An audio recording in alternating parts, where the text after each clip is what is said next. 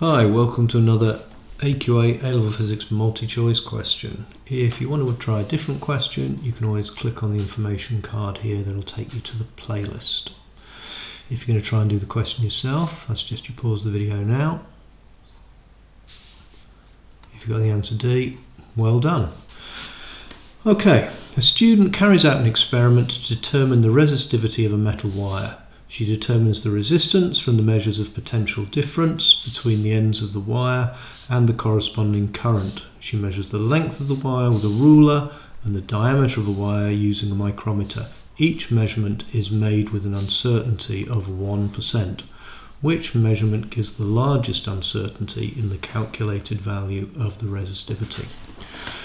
So, what we need to remember here is that to find the uncertainty of any product of an equation, you need to add percentage uncertainties.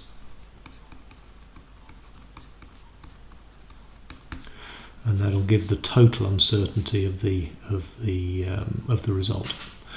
So let's have a look at the equation for resistivity. The equation for resistivity is the resistance multiplied by the cross-sectional area of the wire over the length of the wire.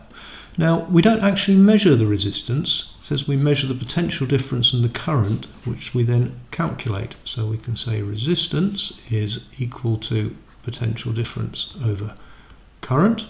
And I can rewrite this equation now, saying resistivity is potential difference times current, times area over current multiplied by length. But we also don't measure the area. We measure the diameter, and the area is equal to pi multiplied by the diameter squared over 4. So again, I can substitute this for A into this equation, and I get a resistivity that is equal to potential difference pi diameter squared over 4 times the current times the length. Okay, so let's have a quick look. So V, we're told, is measured at 1% uncertainty, so that means it's going to affect the resistivity by 1%. Same with the current, which is 1%. Again, it's going to affect the resistivity by 1%. Length, 1%. It's going to affect the resistivity by 1%. The difference is that with the diameter is the diameter squared. So that's going to affect the uncertainty of the resistivity. Because we have to add the uncertainties, d squared is the same as d times 2. So the diameter is going to affect it by 1% plus 1%. It's going to overall affect the uncertainty of the final measurement by 2%.